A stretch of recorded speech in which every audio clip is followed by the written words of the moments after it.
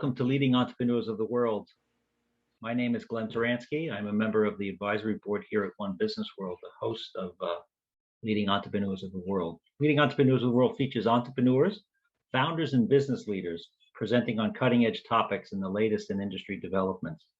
Our goal is to provide the global business and entrepreneurial communities with a window into the minds of those who are shaping the future of the world.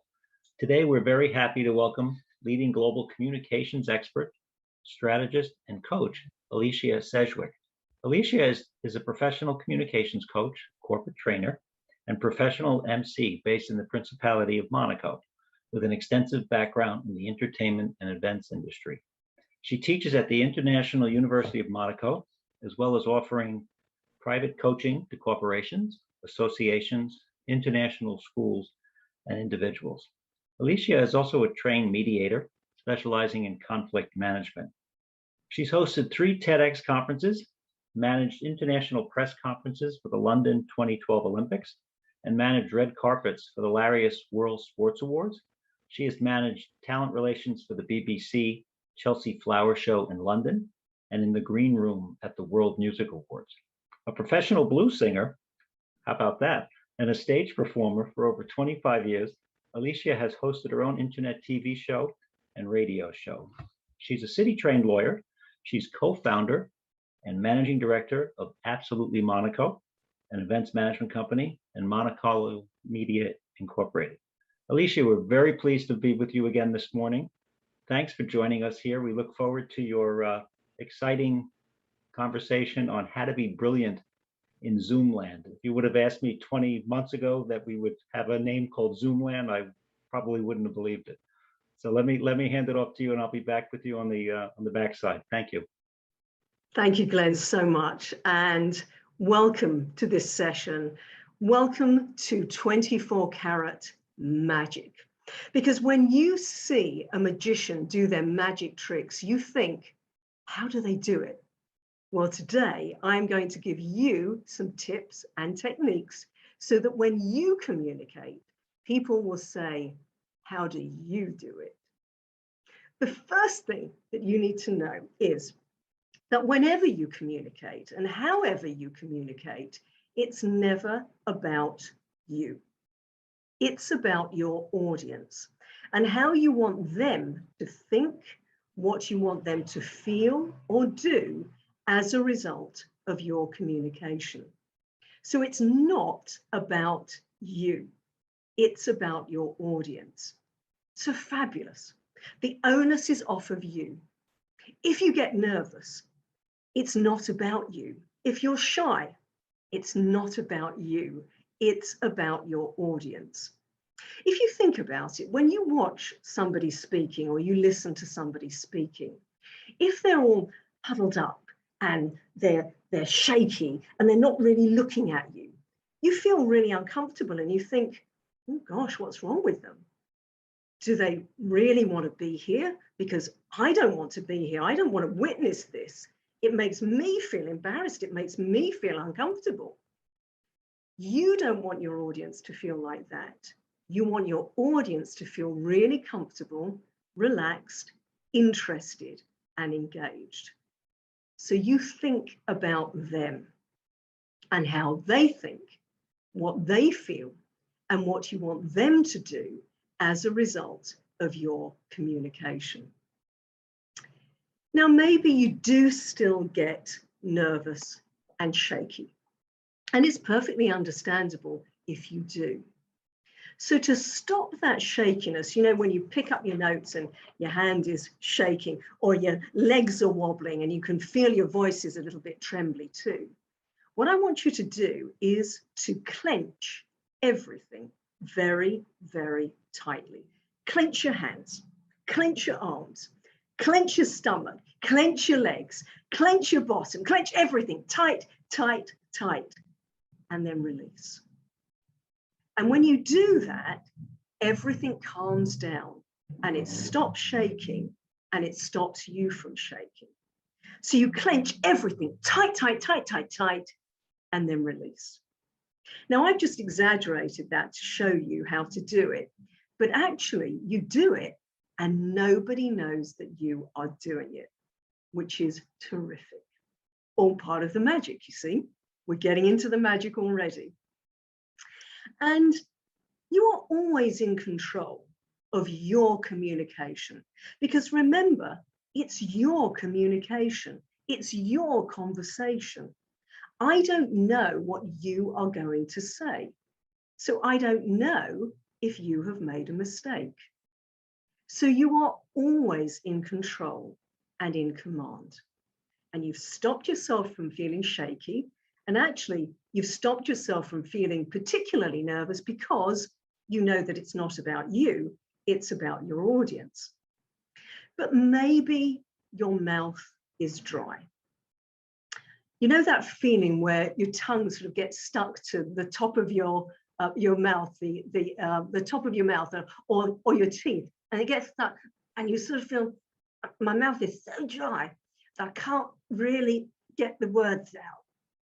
So what do? You very gently, very, very gently bite the inside of your cheek. Very gently. I do not want to inflict any pain on anyone who is listening and watching today. So very gently bite the inside of your cheek. Left or right, doesn't matter. Immediately, if you do that, you will find that you have saliva in your mouth.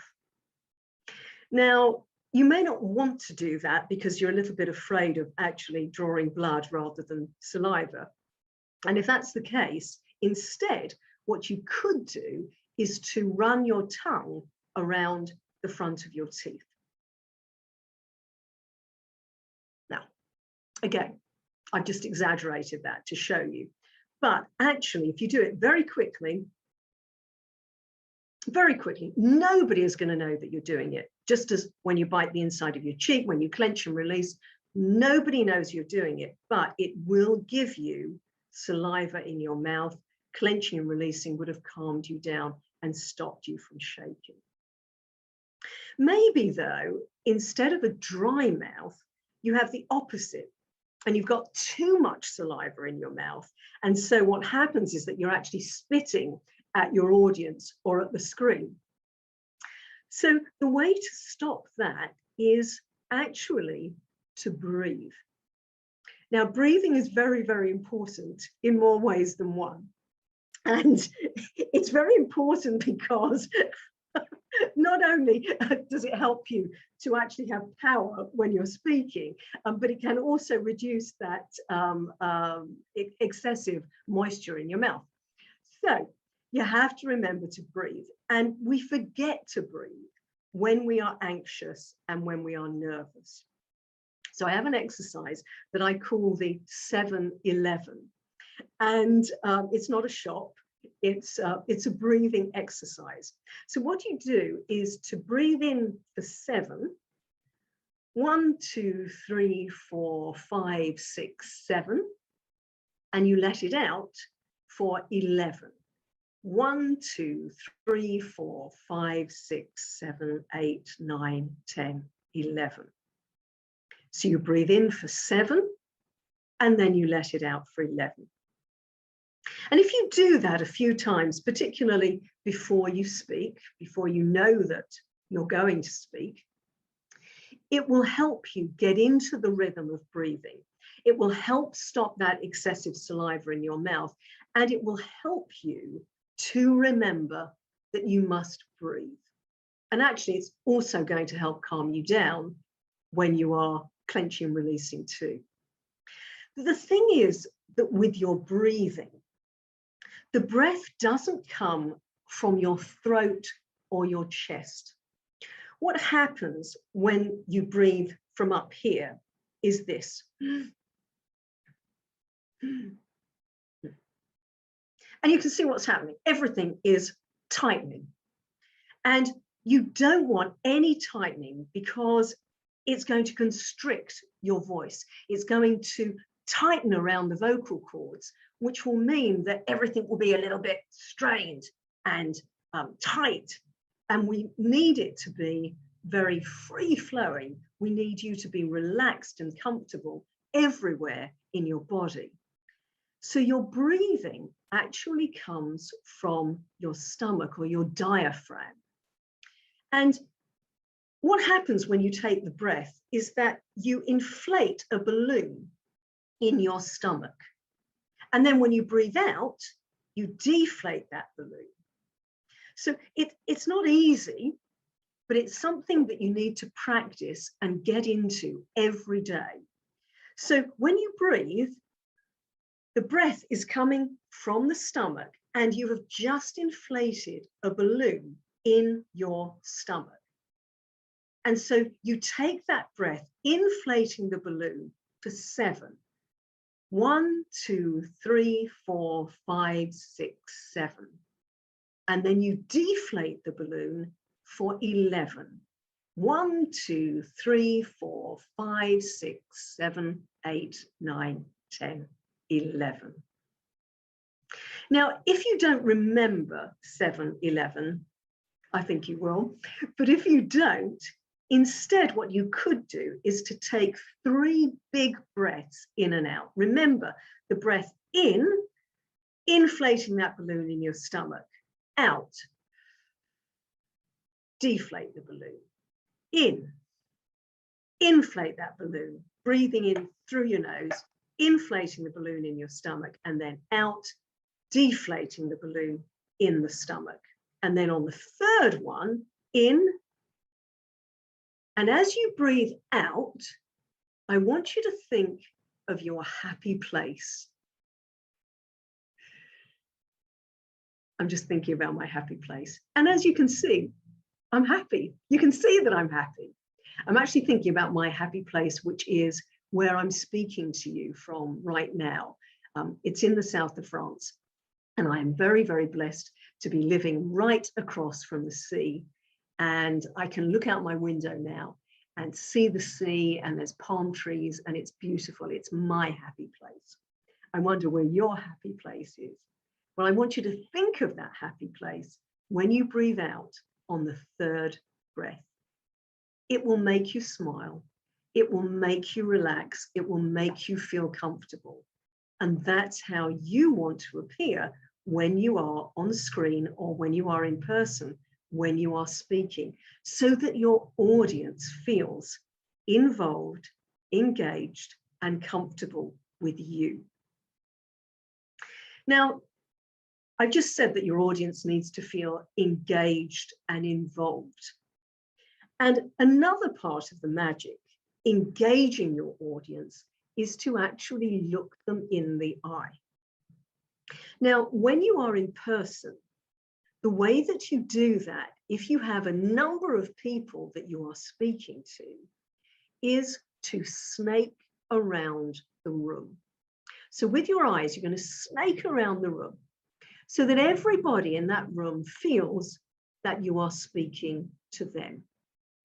Because everyone in the room needs to know that you are speaking to them. You know, if you have a conversation one-on-one, most of the time you look that person in the eye. I'm saying most of the time because in some cultures it's actually disrespectful to look the person in the eye when you're speaking to them.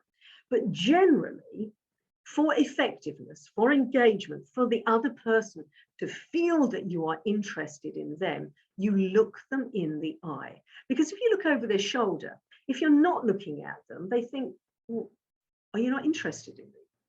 Why aren't you looking at me? Do you not want to be here? Do you not want to be speaking to me? So everyone that you speak to needs to feel that you are talking to them. And when there's many people in a room, the way that you achieve that is to snake around the room with your eyes so that everyone feels that you are speaking to them.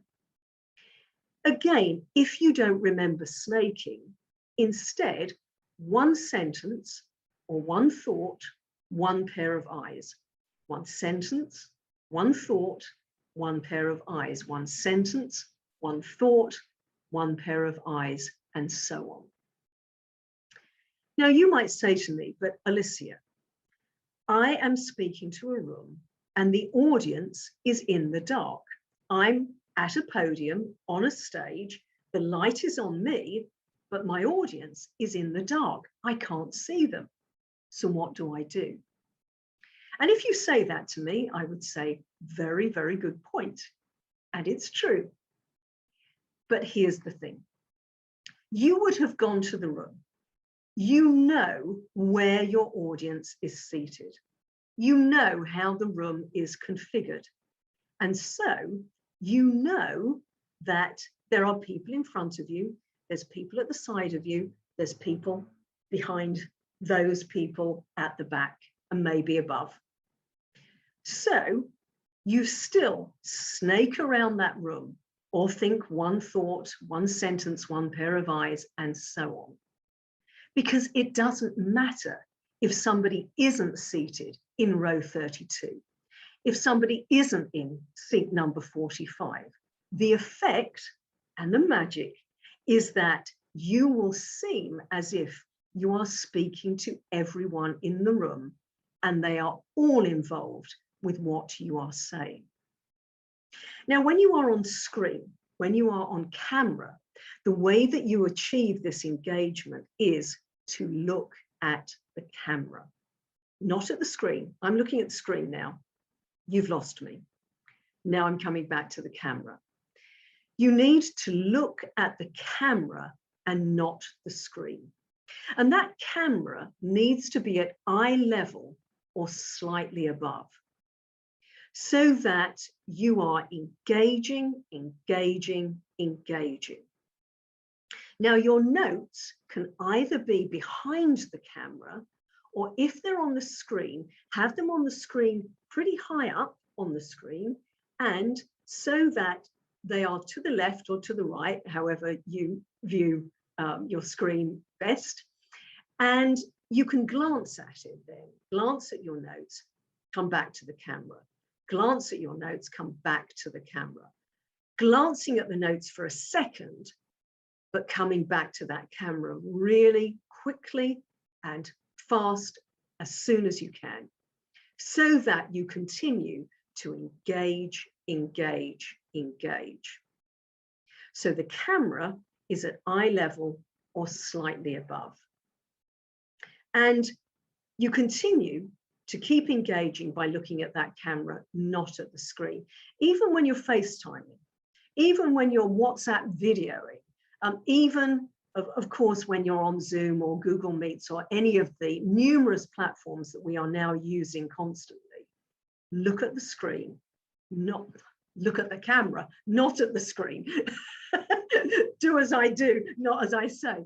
No, please look at the camera, not at the screen, and have that camera at eye level or slightly above. The light needs to be in front of you, not behind you, not coming in from the sides, and not on top of you. It needs to be in front of you, because if it is behind you, you're going to be blurred. You're going to be distorted on the screen. And if it's coming in at the sides or it's coming in on top of you, again, it is going to blur. It's also going to cast shadows, and you are not literally going to be seen in your best light. So try to have that light in front of you, not behind you, not on top of you, not coming in from the sides.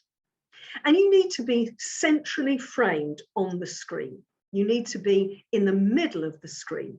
And there needs to be a slight gap between the top of your head and the top of the screen, so that your audience can really see you clearly, and they can see that you are involved with them, that you're interested in them, and they will then be involved and interested in you too. So central framing, slight gap between the top of your head and the top of the screen, and the light in front of you, not behind you, not on top, not coming in from the sides. The best color on camera and on screen is blue. Yes, blue looks very, very good. So does purple. So does taupe or taupe, however you pronounce it. So does green. Red doesn't look good. it bleeds. Black doesn't look good. It's going to cause shadows again. If you're a little bit dark under the eyes, it's going to make those circles under your eyes look even darker. And indeed, so will white. White has the effect of whiting you out and making you look a bit ghostly, and it's not going to make your face look the best that it can be. So best colors on screen and on camera are blue, green, purple, and taupe or taupe. Don't wear checks or stripes because they are going to distort on the screen. So gentlemen, if you're wearing a dark jacket, for example, I would suggest that you have a light blue shirt underneath. And if you wear a tie, and I know a lot of gentlemen don't wear ties nowadays, but if you do, make sure that that tie is the same sort of colors and that it's not busy, you know, that it doesn't have big flashy things on it or logos or just checks and stripes again. So that your dark jacket, your pale blue shirt or a nice blue shirt, vivid blue, and your tie, the same kind of colors and no checks, no stripes, so that that will look really, really effective on screen. Ladies, you can wear jewelry. Gentlemen, you can wear jewelry too. But make sure that that jewelry isn't distracting, that it isn't making me look at your jewelry rather than listen to what you are saying. Because the whole thing is that you want your audience to listen to you. You want your audience to engage with you because it's about your audience. So you don't want any distractions. And that includes no distractions in the background. Your background should be clear. A lot of people ask me, how about a blurred background or one of these virtual backgrounds? And my reply to that is a very firm no. Because what happens with the blurred backgrounds and the virtual backgrounds is that you blur into them when you move. So, you know, I've slightly moved my head. If I had a blurred background or a virtual background, what would have happened is that you would have lost part of my head. You would have lost an ear. You would have lost part of me. And if you lose part of me, you're losing my presentation. You're losing part of my communication. So you don't want your audience to lose any part of you. So virtual backgrounds, blurred backgrounds, no. But the background does need to be clear. No distractions from what you are saying and what your message is. And that also includes the way that you move. Now, you have seen, unfortunately, I've had to place my glasses back on my nose. As much as possible, actually, you shouldn't be doing that because it is a little bit distracting. I've just drawn attention to it. Maybe you didn't notice, I hope you didn't. But as much as possible, your movements should be in line with your message.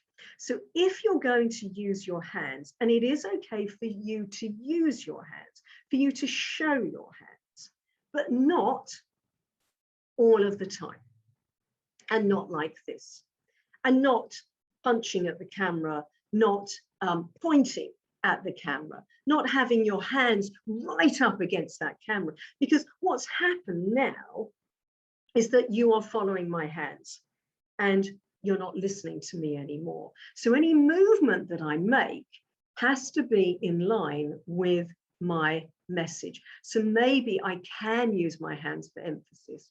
Maybe I can use them for explanation, but I don't want to be using them all the time, because what will happen is that then you're following my hands, you're not listening to me anymore. It is okay to show your hands, but appropriately and in line with what you are saying, maybe for emphasis. Whenever you do use your hands, even when you're speaking in person, let alone on screen and on camera, the movement is always an outward one from the waist. So don't start using your hands up here, because it's a bit frenetic, isn't it? It's a bit frantic, and it's a bit sort of, and again, it detracts from what you are saying. So the movement of your hands when you're speaking in person, even when you are speaking on camera, it's an outward movement, upward from your waist. And if I go back to as well the framing on the screen, so you're centrally framed, you are also going to be at the top of your head down to here, your chest, so that we're then not actually seeing too much of you. Now, some of you I know like to stand when you're on camera and on screen, and that's okay. But I actually advise most of my students to be seated, because the problem is that when you're standing, if you are going to be talking for a long time, and even 10 minutes actually of standing when you're communicating on camera is quite a long time, what happens is that you tend to droop down, and you might then get to sort of lean down or bend a leg. And you can see what happens immediately that I did that. If I'm bending a leg or I kind of droop down, it's a very different effect than when I'm sitting with my feet firmly on the ground and my shoulders are back and down. You're seeing the top of my head down to my chest. I'm centrally framed, little bit of a gap between the top of the head and the top of the screen. So if you are going to stand, just make sure that you keep what I call the power pose. And the power pose is your legs hip width apart, feet firmly on the ground, and your shoulders back and down, hands by your side. If you're seated, you can have your hands on your lap, you can have them on the desk. And again, you've got your power in the way that you are talking. It makes you look as if you are interested in your audience, and that way they will be interested in you too. You can lean forward, that's fine, but certainly do not lean back. As soon as you lean back, again, very different approach. So power pose, when you are speaking in person and you're standing, it's legs hip width apart, feet firmly on the ground, shoulders back and down, hands by your side. Or if you've got a podium, put your hands on the podium. That's also very good if it is your tendency to use your hands a lot.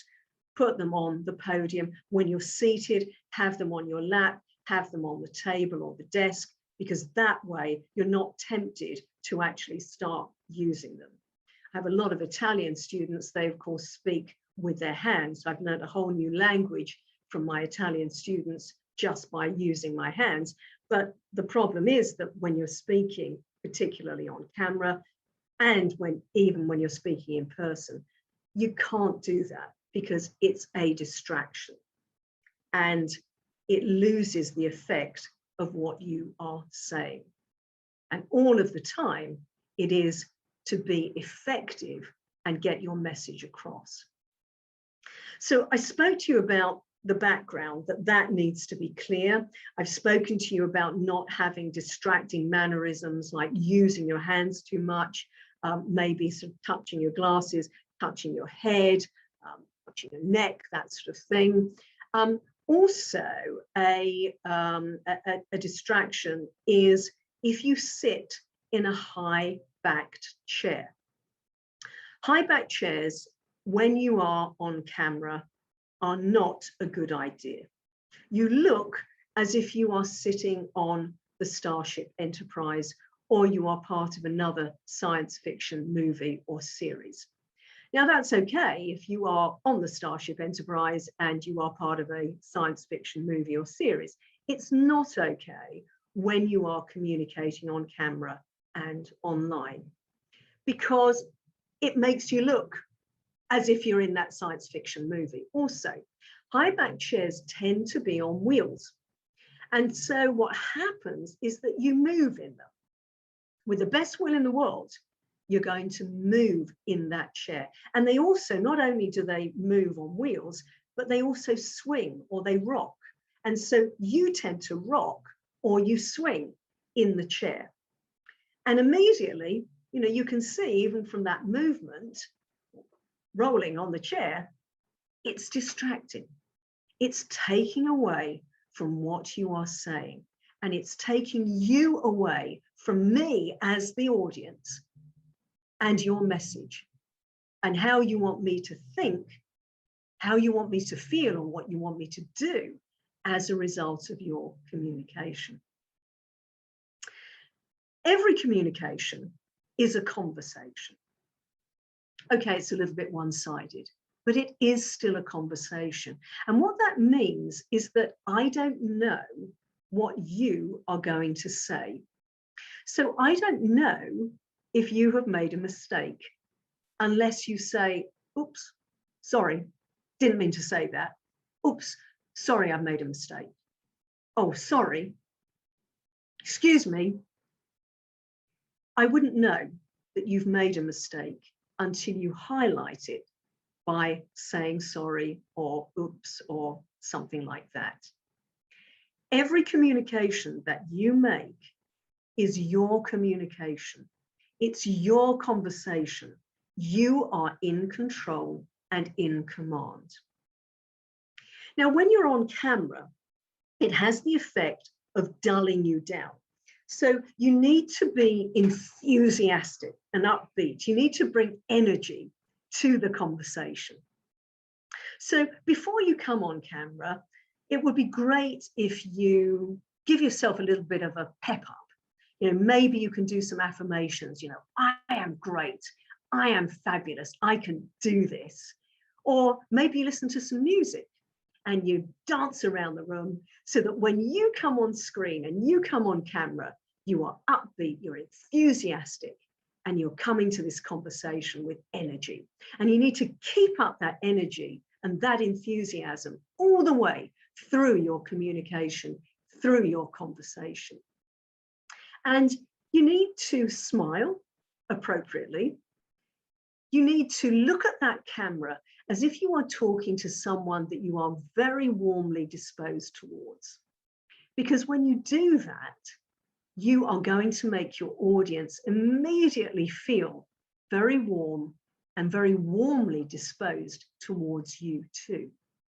So be enthusiastic, keep up the energy, keep up the power, smile appropriately, and look at that camera as if that camera is someone that you are really very, very fond of. And also try to keep your voice to the lower register. Try not to be up here. Try not to use your voice high and a little bit scratchy. If you use your lower register, again, it sounds so much warmer and people will want to listen to you. And try not to go up at the end of the sentence. If you go up at the end of the sentence, it makes you sound a little less in control, a little less confident, and also a little less trustworthy. So instead of going up at the end of the sentence, try to either go down or keep it at the same level. And also try not to speak too fast or too slow. People, again, when they get anxious and when they get nervous, they tend to gabble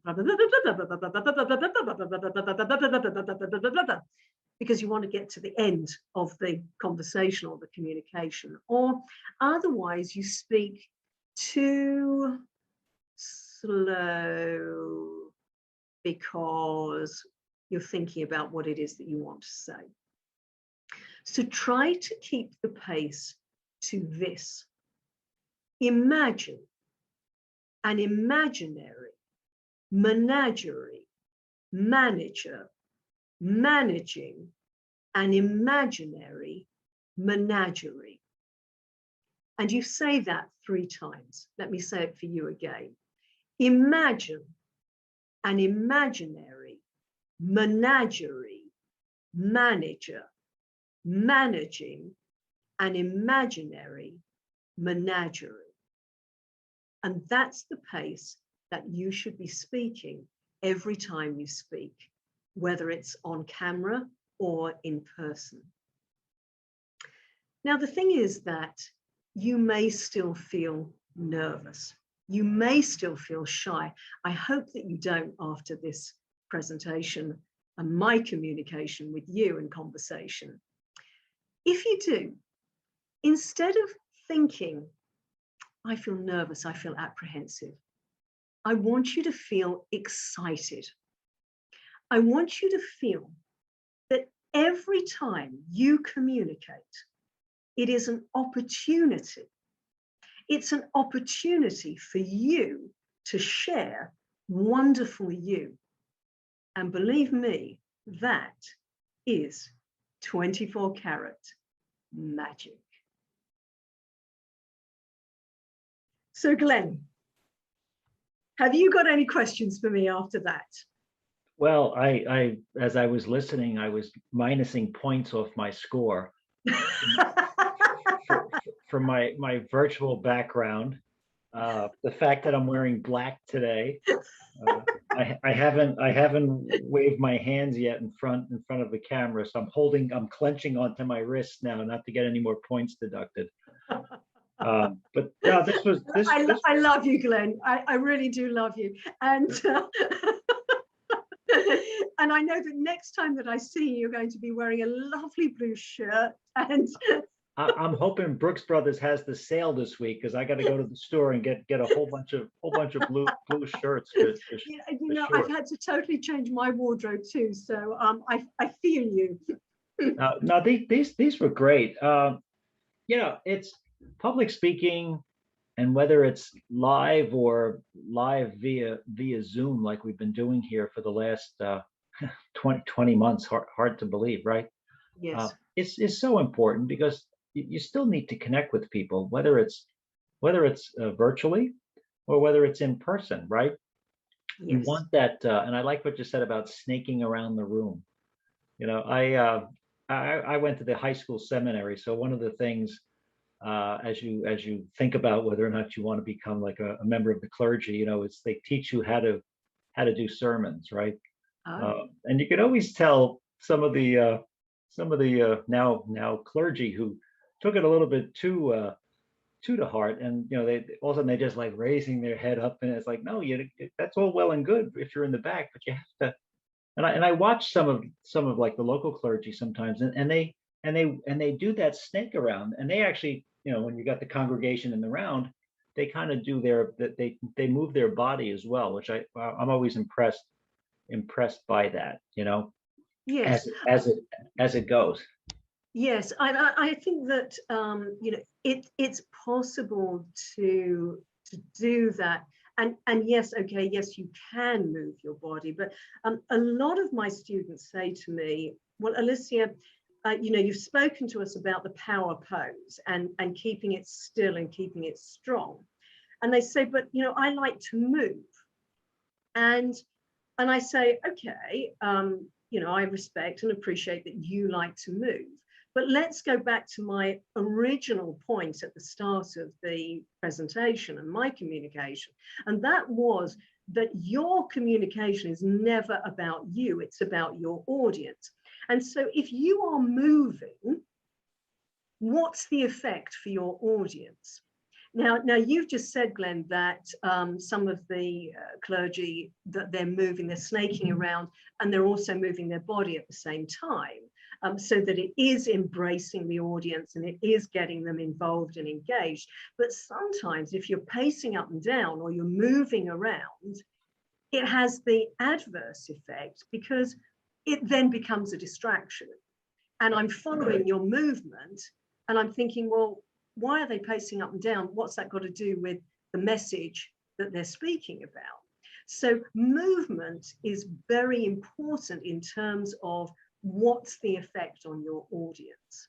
And actually, it's the same as using visual aids too. You know, what's the effect for your audience? Is it actually enhancing your message, or is it actually a distraction? Right. So, yeah, engaging with your audience is really, really important. And whether that's looking at the camera or whether it's snaking around or one thought, one pair of eyes.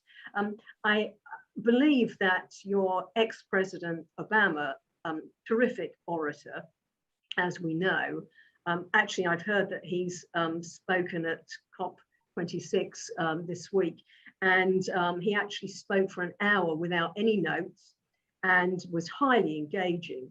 And Obama, what he does when he speaks is he has one monitor here and he has one monitor here, and then there's the camera in the middle.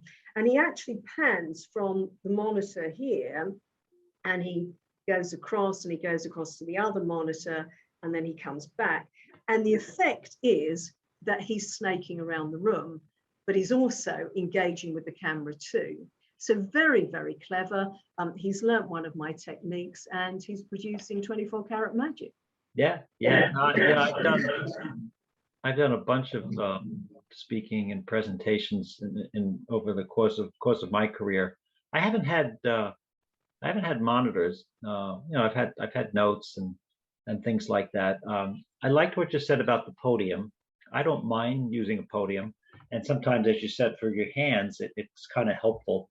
Yes. And I know when I do stroll, I kind of take the Bob Dole, keep a pen in my hand, kind of thing Right. as my clench. I try to because that usually helps me stay grounded as well. And you know, as you know, I've been doing some teaching here. So as we try to get our students less frightened about public speaking and presentations, a lot of these have been wonderful techniques to share with them as well. Thank you. You know, Thank you. there's an old Jerry Seinfeld joke from the show where it talks about they say that you know, public speaking is the number one fear. It even exceeds death, right? On the list. And so the joke was, imagine if you were at the funeral, you'd rather be in the casket than giving the eulogy. You know, which is kind of frightening. Yes. As, you Yes. know, as it But plays out. so true, so very true. I mean, I have had the honor of speaking, giving eulogies, and several of my friends or connections have said to me, I don't know how you do that because it's so emotional for one thing, but also just, you know, to be able to speak in such a situation. And they would agree with Jerry Seinfeld that they prefer to be in the casket. So yeah, it is such a big fear for people. And I really hope that by giving the 24 karat magic, that it can actually help overcome that fear. Because, you know, if you begin with that premise that it isn't about you, and then the onus is off of you, because, you know, I think generally people are very caring and they are very considerate and they want their audience to feel good about themselves. And so in thinking about that, rather than I want to feel good about myself, think about the audience, and they need to feel good. They need to feel comfortable. They need to feel relaxed. The onus is off of you then, and it does take away a lot of the nerves and a lot of the shyness as well. Yeah, you know, it's kind of like similar to leaving a good musical, right? You're humming the final show. When the audience leaves, you want them to remember what you had said and take away a few tips or thoughts and things that they could apply. Yes. You know, yes. you said about the strolling, and I like to walk around a little bit. When I was early on in my career, they'd send you to presentation school, right? If you're going to teach, and they filmed us. And I remember watching the filming and thinking, wow, I didn't know I was Dorothy Hamill making all of these figure eights as I walked around the room. I got dizzy watching it. You know, How wonderful that they sent you to presentation school. I mean, that's something that doesn't happen here, or doesn't happen in England either. That would be wonderful. I always film my students when they do a presentation, young, old, and younger and older. It doesn't matter. It doesn't matter if they're in the corporate world, if they're in the university world, school world, whatever. I always get them to be filmed because you too learn so much when you watch those films back. And actually, what is wonderful too is that they can see the journey of their progress, because from presentation 1 to presentation 3, 4, or 5, the improvement is immense. And it takes very, very little for it to be a good presentation and a great presentation, for it to be effective, for it to make an impact.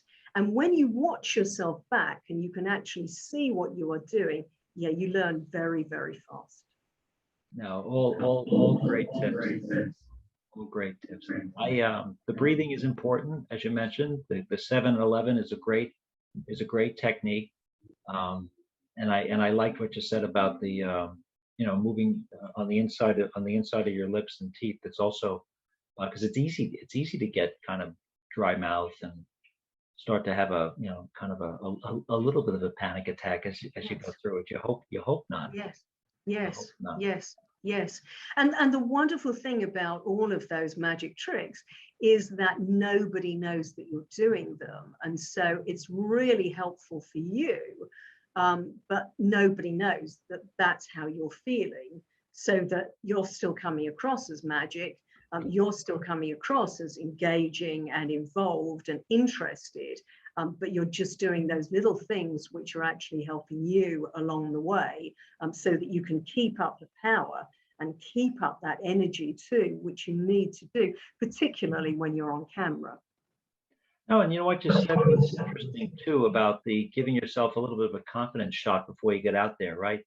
If you need that little bit of energy just to kind of get, it's like when you watch, if you ever see like a backstage of a concert performer, right? The overture is starting, and then you see the performer in the back, and they're getting ready, and all of a sudden it's out they go, and then the lights are on and the applause starts, and you kind of drive off that energy. It's the same thing from speaking, right? You come out and it's, here I am. I am the presentation. This is my PowerPoint. That's the visual aid. Please look at me and pay attention to me, and I'm going to make it worth your while as we go along. You also said, I thought was very important, and I try to teach this with the students as well. If you make a mistake, nobody knows that, just you. No reason to apologize. Don't get clumsy over it. Just keep moving on, right? Exactly. And don't be afraid to pause. People think that they've got to be talking whenever they do a presentation. Actually, you don't have to. If you think that it's a conversation, when you have a conversation, you don't speak all the time. So it gives you permission, if you like, to be able to stop talking. Think of it as a conversation. As a conversation, you're not going to talk all of the time. So you give yourself permission to pause, to compose yourself, to take a look at your notes, and then to come back to the camera, or to take a brief look at your notes, come back to your audience, start snaking around again. But give yourself permission to stop, give yourself permission to pause, give yourself permission to take your time. You are in control, you are in command of every communication, every conversation that you have, so you can take your time. And I liked as well what you said, when you look at somebody who's coming on stage, they're coming in from backstage, and then they come into the light and it's showtime. And I think that all business is show business. So when you are on camera, or when you're speaking in person, when you get out there, or when you get on that camera, it is showtime. And that means, yes, you're going to shine. All business is show business. So when you speak, yes, you're putting on a show. That doesn't mean that you're not authentically you, because you do need to be authentically you, or people won't believe in you, they won't trust you, they won't want to listen to you. but you are putting on a show. That's why I say that it's 24 karat magic, because it's magic. You kind of switch it on. Yay, here I am. What I learned a lot for that was in the case of when I was being translated. Like I was overseas in Shanghai and Beijing, and they were doing, I guess it wasn't simultaneous, so it was, I guess it was concurrent. And I found that incredibly helpful because it gave me, well, okay, I can't go too far because they don't have my script, because I really didn't have one. I just kind of, kind of went up there and started talking. So it forced me to stop, let them catch up. But it was a great chance to catch my breath, but also just for that moment in my own mind, okay, what do I want to say next? What, did I leave anything out? And all of that became a great kind of cushion, but it helped round out the presentation as well. Yes, it's a great leveler that. Interestingly, yes, I learned that too. When I moderated the international press conferences at the London 2012 Olympics, again, we had simultaneous translation and not simultaneous too. And yes, it did make me very aware of the pace that I was speaking, and to actually take a moment and to take my time. So yes, that's a great leveler and a really great way actually to learn that pausing and that pacing too. And it is very important. Pause also can be used for effect sparingly, that if you feel that you've lost your audience's attention, if you just pause, even for a second, they'll come back to you once you continue. So it can be used in that way, but again, I would say sparingly, because otherwise it becomes, it's like, well, why is she stopping talking all the time? So yes, pause is a very important key in public speaking. Absolutely. Well, one last piece here, then, and you can't minus points because you can't see it, but my Captain Kirk chair is behind me. And it's true what you said about the wheels. All of a sudden to be like, wait a minute, I'm sliding a little bit. This isn't good. Wait a minute, I'm gonna go under the table. Let me hold on for dear life, right?